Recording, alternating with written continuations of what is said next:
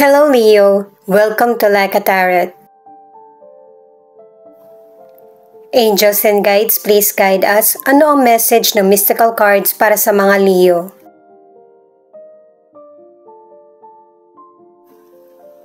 Leadership. Kung meron kang gustong ma-achieve sa buhay, ikaw mismo yung maging leader sa direksyon na gusto mong tahakin para mabilis mong ma-achieve yung mga goal na gusto mo. Authenticity. Ipakita mo kung ano yung kailangan mo or yung totoong ikaw para yung hinahanap mo na person ang darating sa iyo.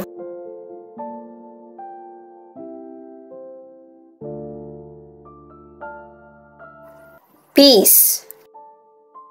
Mas makakabuti na piliin mo yung kapayapaan kaysa sa pagtatalo. Yung pakikipag-ayos ay katapangan.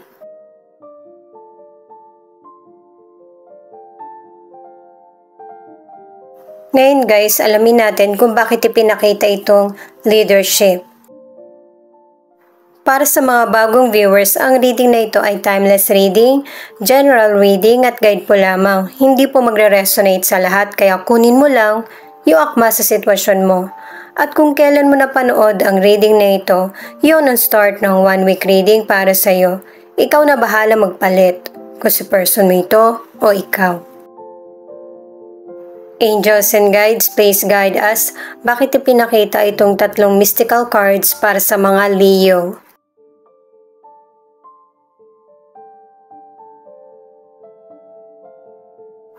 Six of Wands, Knight of Wands, at Two of Swords.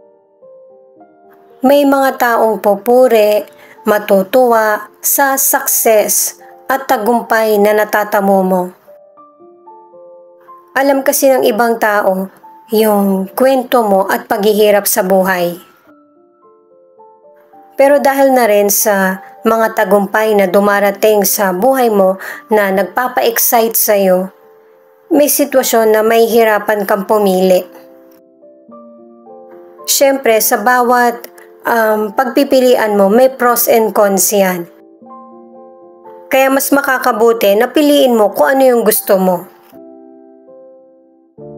Sa career, dalawang cards na yung nagsasabi patungkol sa promotion at kailangan talaga ng leadership. At ito yung time na hindi nasasayang yung effort mo, nakakamit mo yung tagumpay. Ang ilan sa inyo, meron kang pinagpipilian, pwedeng nagkakaroon ng kaguluhan sa trabaho or meron ka pang isang trabaho na binibigyang pansin. Sa ilang single, may bagong person kang makikilala. At itong person na ito ay magugustuhan ka. Kasi pareho kayo ng goals sa buhay. Kaya lang, wala pa siyang lakas ng loob kung kailan yung timing na pwede niya sabihin sa'yo yung feelings niya. Sa mga single or nasa relationship, may dalawang person na gusto kang makarelasyon. Pareho sila ng intensyon sa iyo. Itong authenticity naman ang alamin natin. At para sa mga single, ito na yung tamang timing na bigyan mo rin ng atensyon yung sarili mo. Hindi puro trabaho lang. Sa mga nasa relationship, maaasahan nyo ng person mo ang isa't isa. Kumbaga may suporta. Dalawang cards na yung nagsasabi na mas lalong nagiging exciting ang relasyon nyo ng person mo. Para naman sa ilan na nasa relationship, nag-iisip ka kung dapat mo ba ipagpatuloy ang relasyon niya ng person mo. Kung gusto mo ipagpatuloy, huwag ka matakot na ipakita yung totoong feelings mo. Ace of Cups, the High Priestess, at Ten of Cups. Dalawang cards na yung nagsasabi na yung soulmate mo, nakilala mo na or makikilala mo pa lang. Kasi present na to guys kung titingnan mo yung mga cards. Kaya hindi mo mapansin kasi ang ilan sa inyo perfectionist. Sa bagay, hindi naman tayo pipili, diba, ng loko-loko. Kaya talagang sinusuri natin. Pero parang nasobrahan ka. Yan yung paalala ng mga cards. Magandang pagkakataon na to para sa love. Maraming darating na oportunidad. Pero may isang bukod tangi talaga. Sa financial, 2 cards na yung nagsasabi na ang ilan sa inyo nahihirapan ka sa ngayon. Pero unti-unti matatapos din yung paghihirap mo sa financial at makakapag-adjust ka muli. Kasi merong darating na kasaganaan patungkol sa financial. Lalo na't ang ilan sa inyo, hindi ka naman tumatahimik lang. Gumagawa ka talaga ng paraan para kumita.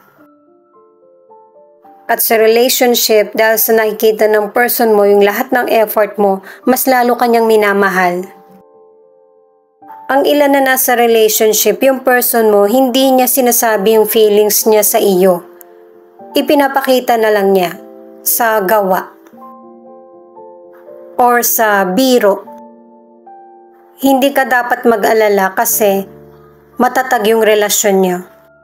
Itong peace ang alamin natin. At saka ang ilan sa inyo na nasa relationship, magkakaroon kayo ng long-term na relasyon ng person mo. Ang ilan sa inyo na single, magkakaroon ka ng bagong kakilala. Umpisa magkaibigan muna kayo hanggang maging magkarelasyon. At sa ilang single, meron kang karelasyon pero sinisikreto mo ito. Pero hindi ito magtatagal at mabubunyag din dahil sa magkakaroon kayo ng baby ng person. Ang ilang single naman, yung potential person, noong una ka pa lang niya makita, alam niya na ikaw yung gusto niyang makasama habang buhay. Ang ilang single naman, matagal na kayong magkakilala ng potential person, kaya hindi na kayo nagkaroon ng mahabang relasyon, kundi kasalan agad. Page of Cups, the Fool, at 3 of Wands. Ito yung time na mas paiiralin ng Leo ang love, respect, at saka talas ng pakiramdam. May bagong adventure na darating sa buhay mo na kahit hindi ka sigurado ay susubukan mo. Kasi may mga Leo na gustong makipagsapalaran sa ibang lugar or ibang bansa. Nasa tamang direksyon ka kasi bibiyayaan ka ng universe na mga oportunidad na kakailanganin mo. Kailangan mong lakasan ng loob, magsumikap at sumugal. Sa health, ang ilang Leo ay healthy naman. Pero kung binibigyan ka ng sign na may sakit ka, magkakaroon din ng recovery. 2 cards na yung nagsasabi niyan. Pagtingin mo na ang illness mo ay seryoso na, huwag tiisin, magpatingin na sa professional. Ang ilang single, makikilala mo na kung sino yung secret admirer mo. Sa ilang single naman, meron ka makakarelasyon pero maiksi lang at babalik ka sa dati mo talagang nagugustuhan. Magiging LDR ang relationship nyo. Sa mga nasa relationship, magpaplano kayo ng person mo na magpakasal. Pero dapat maaga pa lang kung hindi ka ready, sabihin mo na. Ang ilan na nasa relationship dahil sa namimiss ka ng person mo, malapit ka man or malayo, gusto niya yung umaalis kayo together. Yung nagde-date. Nakakapag-relax kasi siya kapag kasama ka, nagagala kayo. Hindi niya gustong gawin na mag-isa, na gumagala. Gusto niya may kasama, lalo na kung ikaw.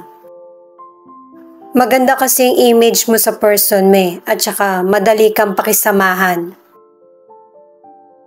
Ito naman yung bottom of the deck na Queen of Wands. Single ka man or nasa relationship, magsisimula ka ulit. Mas magiging importante sa iyo yung present kasi mas malakas ka na ngayon. Four of Wands.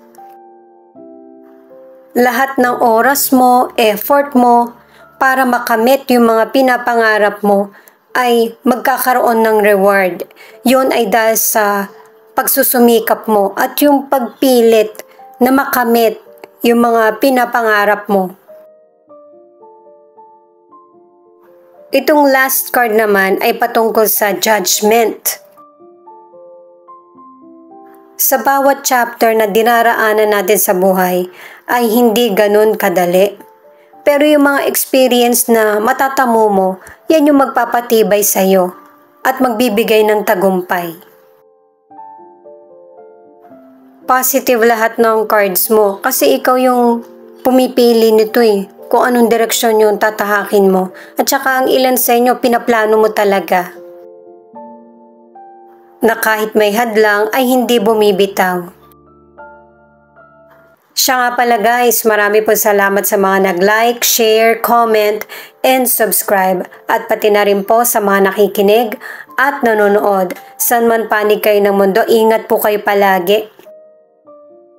Ito naman ang angel number mo.